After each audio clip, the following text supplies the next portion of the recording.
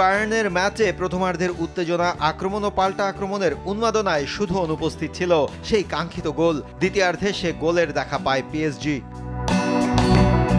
প্যারিসিয়ানদের প্রথম উদযাপন ৭৮ মিনিটে দেজিরে দুয়ের গোলে ব্যবধান ১-০। ৮২ মিনিটে বায়ার্ন ডিফেন্ডার লিও গোর্তেকাকে বাজেভাবে ফাউল করে লাল কার্ড দেখে মাঠ ছাড়েন পিএসজির রক্ষণ সামলানোর দায়িত্বে থাকা উইলিয়ান পাচো। ম্যাচের যোগ করা সময়ের দ্বিতীয় মিনিটে আরেক ডিফেন্ডার লুকাস হার্নান্দেজ বায়ার্নের রাফায়েলকে ফাউল করলে লাল কার্ড দেখে মাঠ ছাড়েন। শেষে ওসমান ডেম্বেলের গোলে ২-০ গোলে এগিয়ে যায় পিএসজি।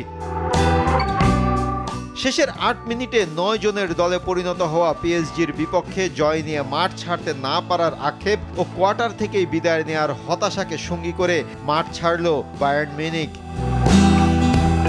দিনের আরেক হাই ভোল্টেজ কোয়ার্টার ফাইনালে ডর্টমুন্ডকে ৩-২ গোলে হারিয়ে সেমিতে রিয়াল মাদ্রিদ। ম্যাচের ১০ ও ২০ মিনিটে গঞ্জালেস গার্সিয়া ও ফ্রান গার্সিয়ার গোলে ২-০ গোলে এগিয়ে যায় রিয়াল।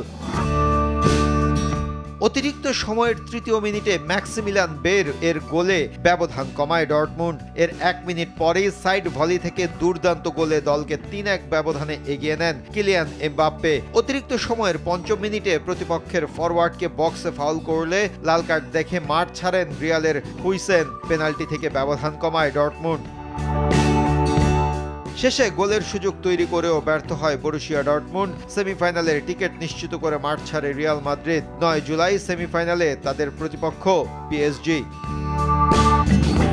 মাহফুজুল ইসলাম, RTV।